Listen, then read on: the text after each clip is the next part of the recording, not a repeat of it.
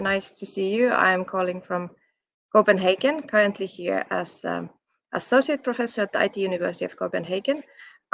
Been looking into women and games as a research topic since my master's, 2003 or something, and then been teaching in around games for 17 years, quite specifically about games 15 years. So kind of that would be my background, where I'm kind of what probably prompts somebody to invite me to present here today.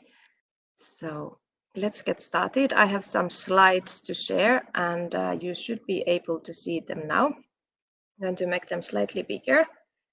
And I thought, since I'm somebody who by default doesn't necessarily fit the mold of a game design or development educator, I thought I would talk about how I ended up there and how I might do things slightly differently from others. So coming from more media studies, cultural studies, theory background, and then ending up teaching in design schools, in technical universities, I feel my approach has been slightly different, and I had to make different adjustments to my style as a teacher, to my style as a kind of researcher, adjust my expectations, my research focus a little bit, and so forth. So I do not come from the industry. I didn't have strong practice myself when I started teaching games, and that's kind of where we are getting started. I have a slide about the geography of all of this. Now I put the flags there to show that even though there might not be any other clear pattern in the countries I have worked in, there is something that has to do with color coding. So clearly I have limitations in terms of where I can move next. But I'm Finnish. I did my master's at the University of Lapland, and before that I was doing IT studies in my hometown in Jyväskylä, did some exchange in Czech Republic, and then became a visiting PhD student at the IT University of Copenhagen, where I'm also currently. Did my PhD studies in cultural and media studies, creative industries at University of the West of England in Bristol, and then moved to Hong Kong, where I was 9 years, working at the Chinese university and mostly at the Hong Kong Polytechnic University, leading a master's stream in game development. As the only teacher in that whole program, we took 20 students annually. And then my journey there was from research associate to visiting assistant professor, research assistant professor, and then finally assistant professor. And then 1 year ago, I moved to Copenhagen to be an associate professor in a much, much bigger team, part of a big team of teaching games design and game development. And yeah, big change there as well. And I think there was a very clear moment when I realized that I wanted to teach game design and game development. I wanted to be on that side instead of writing books about games that I kind of initially, before doing my PhD, thought I would be doing. And that has to do with my PhD and a very kind of very strong theory in cultural studies, old theory that was built when a group of people were studying Sony Walkman and looking at how different kind of aspects of culture and people's everyday lives and our society in general relate to kind of contribute to the success and the use and the kind of everything that relates to person using a cultural product or a technology. And I realized when I looked at The Sims as a game that there is this one really big area, which is the development and the development culture, which actually has a huge influence on what ends up being in the game, obviously to everybody here, but not so much to me. That I shifted my thinking from looking at the players, looking at the games themselves, to understanding that if I want to influence, what I saw was a mismatch between content and the female players that I was looking at or studying I should actually maybe become one of those people who are educating the future game developers and game designers. And that's how I ended in a position where I wanted to be a positive role model to very different kinds of young designers and developers, and primarily for women entering the industry or hoping to enter the industry. And I do think that I was slightly different as a teacher. I was, well, I am, at least in Hong Kong, I haven't established myself so clearly in Denmark yet, but I was quite close, I feel, to my students. I tried to encourage the females to participate in different ways. When I started as the leader of the program and the teacher, women were really a minority. And then when I left several years later, it was pretty much half-half, or it was half-half, sometimes even more women than men in that program. So I feel like maybe just by being there, I don't know if I actually did something, or was it enough that I was the leader, there was a female leading that program, that was enough to invite more women to join.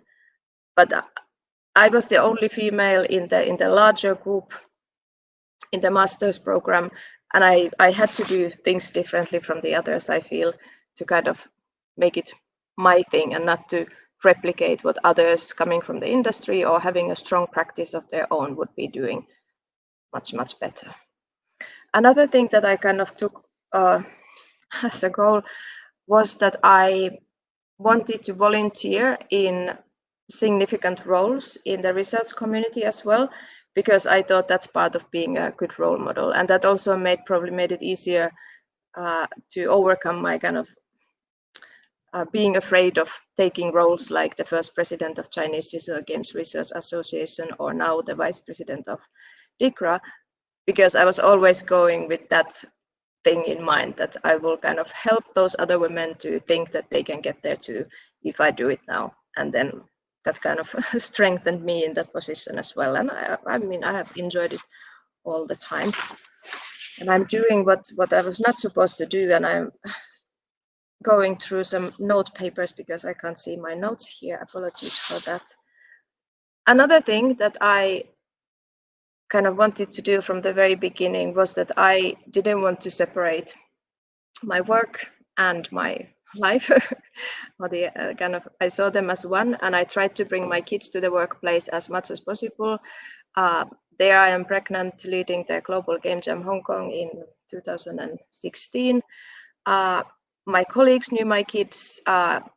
Whenever we went to a conference, my then daughter, and these days both of them, are most welcome to join.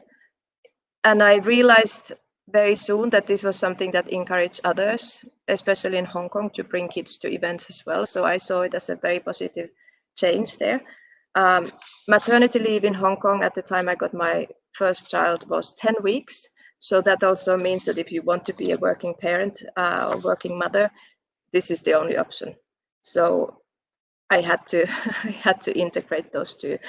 Denmark now, of course, totally different. You would have that 1 year to take care of your child. I'm not sure if I wanted to do that. I probably wouldn't want to do that. So the Hong Kong model fit me very well, as long as I was able to kind of bring my kids to work. And in the classroom, because my background was different, I also wanted to make it as easy and welcoming for people from very different backgrounds, also in terms of what kind of players they were. So I made it very sure that in the classroom we didn't have any kind of clear canon of games that everybody should have been played this game, or you would be able to mention a specific game, so that assuming that everybody knows the game. I play games by myself very widely and try not to stick into the AAA titles or the titles that everybody speaks in the office about. And this was something that I feel made the space more inclusive. There was no correct engines to use. And then another really important thing for me was that there's no player jargon and there's no industry jargon spoken in the classroom without explaining every single term, at least when they are used for the first time.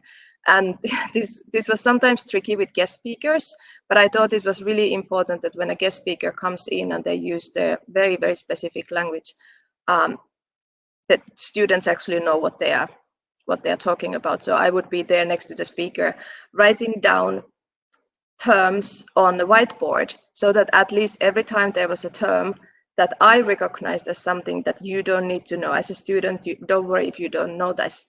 It would be visible there on the whiteboard, and the students wouldn't feel so bad. And then after the class or after the guest talk, we would go through those terms. And I felt that was quite a nice practice, and it probably made it more welcoming. I tried to be unassuming about anything related to the industry or the industries, especially in Hong Kong. There are references a lot made to the West, whatever it means, to the US companies, but at the same time, China game development culture, or the many cultures there as well, are huge and powerful. So that's also one of the reasons why I tried to maneuver between these different things and try to include as much as possible, and also was very much able to say that I don't know about something if I didn't. And I was trying to introduce alternatives also in terms of making what kind of games you can make if you are a game designer or developer. And one of the things that I started was the Global Game Jam in 2013. We grew from around 80 people to more than 400 in 6 years. And it was an amazing event. I miss all the times we organized it together with amazing people, and trying to make it again as inclusive as possible, having as many women in the organization as possible, and making the space safe and so forth. So this was a big emphasis of mine. And I also, again, I felt like if I was there visible throughout the jam and on the stage, it would welcome more women to come to the event. And there's a slight regret, which is that when I left Hong Kong, I left this all to Peter Ng, who is an amazing person and who is doing the jam amazingly, but at the same time, there was no female successor. So kind of that would have been my wish, that maybe somebody is in an assistant professor, associate professor position, or in the industry kind of higher position female who could have taken over. So yeah, something to consider when you build something and then you leave. What is the legacy you are kind of leaving behind? And being a researcher, I of course had to have research going alongside all the teaching as well. And while I was doing more theory-based stuff before, when I started teaching games in Hong Kong, I also had to take over more development projects, so design research-based in design and so forth. And then I ended up making, well, this is my very first game from 2005, which was made in collaboration with Nokia and different universities in Finland, where we created a mobile game, location-based mobile game that was supposed to teach young people about democracy. A huge goal, ambitious goal. We didn't get anywhere near that, but it was fun to explore, and we were definitely kind of early in that area, but maybe the technology wasn't exactly there to support our location-based gaming. But then in Hong Kong, we did staircase games with young kids, or this is a game jam game from Lust in Copenhagen several years back, where we made a game about custody, child custody, which is a kind of multi-device game where you have a child on a mobile and then two players play on iPads or PCs or whatever other computers. And while they are playing on those two main devices, they are also passing the child over from one person to another. So we were kind of exploring the use of multiple devices and screens during one gameplay. I love that project. It didn't get much further from the game jam, but something like more explorative, obviously. Then there were commission projects and projects done with different domain area experts, such as something made with the special schools in Hong Kong for children with autism, one game for young people in rehabilitation from substance abuse. One big project was for Tung Wah College, which is a game that teaches the triage procedure in mass casualty outdoor environment. Very important project for us. Again, very, very nice thing to do. And something that is actually being used actively at the university. So that's what makes it very important for me. And then I think this is something that is known best. I tried to make games for orangutans and with orangutans, and it took several years, and it's still an ongoing process, though I don't have the same access to the individuals I was working with in the past. We also had something called Orangujam, I think in 2013, where we invited young people to create games for the first time for orangutans, and they could kind of potentially see how the orangutans play the games, and in the process learning both about game development and about orangutans. So that was my journey very shortly. And I think what I want to say is that even though I would have probably felt more home in many other departments than in design departments or at IT universities, I felt that that's where I found my nook where I could be useful and where my work is valued and where I could actually make a difference. So that's why I'm very, very happy that I have had the support and the resources and the freedom to make all that kind of in my own way instead of trying to fit into any existing place. And I think also Hong Kong, where I was both the leader and the teacher of the program, I had so much freedom to do it in my own way that it was just really, really great fun. And now looking forward to what happens in Denmark. So yeah, maybe the moments, of course, when I feel that I have been most useful is when I hear from my past students, or especially female students who are leading big Sony developments in China or whatever they are doing, just being successful in their careers. And that would be it. Thank you very much, and I'm very happy to answer questions you might have. That was really, really interesting. Having spent a lot of time in Hong Kong myself, it's a really fast-paced, crazy place to live. How does that compare to Copenhagen? Where would I start? Do you have any specific area in mind, like in terms of university life or in? I'm thinking in general. I know it's a hustle and it's a bustle and everything's happening all around you all the time. Like students are in university all the time. They work really, really hard. Is there a huge difference? Big difference?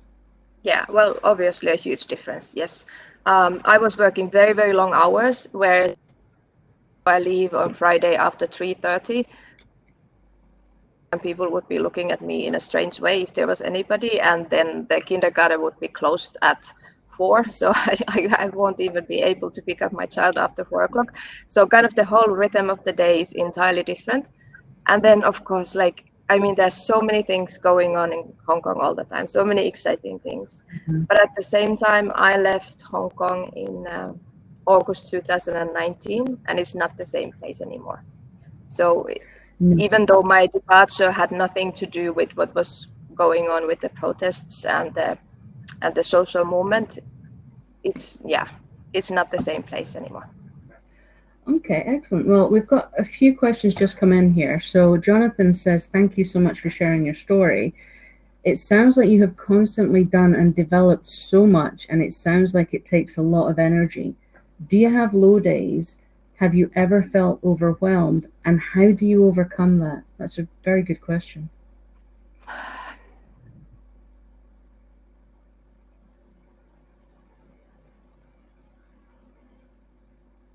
I feel not low days in a way that some people have low days, that it's really low. Like somehow I have been lucky enough to maybe work hard in another area, or just kind of lower my expectations or something like that. Like, for instance, what happened yesterday. Charlie knows very well that our university was closed, and the video studio I had booked was cancelled. The IT support I had booked was cancelled. I already wrote a letter to Charlie saying that, sorry, I need to cancel. But then I was like, okay, it's like, if that's what matters, then I'm in the wrong place. And I just thought I will do it from home. I have nice art at the home, and I hope that the kids won't come in when I'm here. So I think every time there was something that didn't work, I would just immediately lower my expectations and let it kind of go as things go and wait for the things to solve themselves instead of start kind of thinking them through and overthinking and so forth. Oh, absolutely. And from my own experience from teaching and working on a game, I think the most important phrase is a workaround. You know, this doesn't work. Okay, well, what can I do to make it work? Not give up, but you find, you know, you can circumvent, you find how to get things sorted with a workaround. But that said, I do think that it's really important to also allow yourself to give up sometimes. Mm-hmm. Like not to feel bad when you say no. When in the last minute, if I had said no yesterday, I know that I wouldn't have felt bad because I still had some good reason to do that. So that's another side of the story, that if you then it's too much and you say no, then don't stay and think about why did I do that? Did I have to say no and so forth? Like if there's a good reason, then that's it, then move on. Absolutely. And so now Nicholas has asked a question which Samantha is also extremely interested in, as am I, and I'm sure many other people as well. They're intrigued by the game for orangutans. How does it work? What is it? Tell us everything. It doesn't work. That's the point. It really doesn't work. So we went screen first. The idea was, there were many goals in the project. One of them was to give people a reason to appreciate and understand orangutans and not to use palm oil. Yeah. Okay, big goal in itself. The second one was to learn about orangutans through giving them different kind of content and games and kind of see how they interact with that. For me, I wanted to also learn about human play and the difference between human play and orangutan play. And then there was this idea on top of that, which was that if orangutans are able to use games as humans do, or kind of use the interfaces as what we have, then we would somehow be able to show that they are as intelligent as we are. Okay. And this was something that I kind of had to discard very early on, that, okay, that's, first of all, it doesn't need to be like that. Like they have their own intelligence, and it doesn't have to be that they need to somehow adjust their bodies to fit the human technology, because they don't have the cultural background of knowing what is a touch screen, and they don't learn it from a variety of kind of environments, how to use screens, how to use touch screens, and so forth. So then when I kind of gave up with the screen and started exploring more with like sticks, for instance, I was observing them hours and hours and noticing that they do many exciting things with sticks. That's just poking at different places, and they like sounds and such. Then we built different interfaces where they would be poking things and sounds would come up and so forth. And that was really working much, much better. Then another problem came, for instance, that the sounds you can't hear in the jungle. It was so loud in the first place with all the birds and everybody there that you couldn't hear anything. Like there was no way we would put in such speakers, loudspeakers, that we would kind of overrun the environment, the ambient jungle sound. So then it was, that's kind of where my explorations ended. I got my child. I had to do different things. I didn't want to be away from the small child. Family came first at that point. It wasn't exactly so safe to be there in Indonesia with dengue fever and many different reasons. So that's something that I have a lot of data that I want to kind of put together, write more theory around it, and I still supervise different kind of work that is related to animal play, and still a very strong interest of mine. But there were loads of, like, in short, there were loads of different experiments. I learned a lot about those animals or individuals, two individuals that I worked with, and I hope to do much more. That's a very good answer. So Tomoko has a question here. What does it take to be a games user researcher? I understand it's an emerging discipline, and I'm not sure where or how to start. Any recommendations? I don't know exactly if you have a very specific, like sometimes in the industry and in academia, these kind of titles have different meanings. But I guess this would be like a way to start by looking at somebody play and kind of learn it. It's an ethnographic approach, like anthropological approach, that you kind of learn the skill of observation. Then of course you also need to learn the techniques of using different kind of software for observing people remotely and recording their movements and how they look at the screen and things like that. So it's a kind of a combination of personal observation and then learning from those observations, but also the mastery of the technology that is used in different industry setups, for instance. Where to start? I think any kind of literature around ethnographic fieldwork or user research, kind of user-centered research in general would be kind of obvious place to start. But that's not exactly my topic. Yeah. Okay, so my own research focuses on Chinese game studies and the UK game studies and the comparison. And I found many differences between the way that Chinese people play games versus Western or UK people play games. Have you noticed differences yourself between Hong Kong and Copenhagen? Now you've been there a little bit. The only thing I can kind of very clearly say about is what the students are interested in doing. So whereas in Hong Kong it would be that pretty much every single student would be interested in making a mobile game that helps people relax, that you would be able to play in the subway or in a bus. That's something that rarely happens in Copenhagen. Like nobody plays games in public transportation. I don't know why, but it's just I've never seen a single person playing on a mobile in public transportation. And then they have more like an indie PC gaming focus. My students here, I feel, very different approach to game development. Also then the kind of the games that they would know before they enter a game development program would be entirely different between those two different cities, or Copenhagen and Hong Kong. That's really interesting that they don't play games whilst waiting for buses or on public transport. It's almost, I can't even imagine it. That's worth a study. There must be some kind of cultural stigma related to looking at your so people mobile when talk to each other. Yes, well, I don't know if that happens, but or maybe there's just not enough people to do that. I don't know, but yeah, if there maybe people move in groups or pairs more than individually. That's really interesting. And so you mentioned that your background, you focused on the cultural studies and how that applies to games. Do you feel that cultural studies, sociology, psychology, all of these should be part and parcel of games research and game studies? Yeah, absolutely. We have, for instance, in our program currently, we have a course which is games psychology.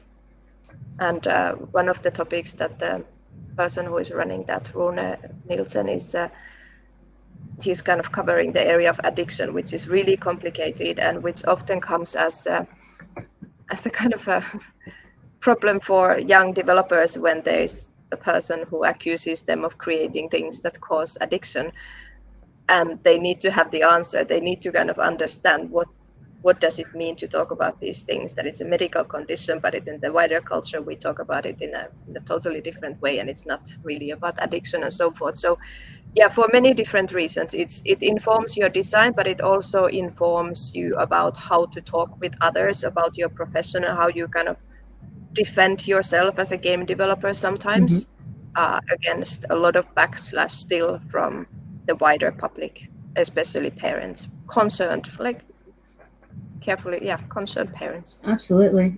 I'm a research assistant on a new project, AHRC funded project, where we're actually looking into games addiction in Chinese students and Western students, and how the governments and the law-giving bodies are dealing with this, but also how the game studios are dealing with it as well. Because as a game studio, you want your game to be played as much as possible, but you, just like you said, you don't want to be accused of creating addiction.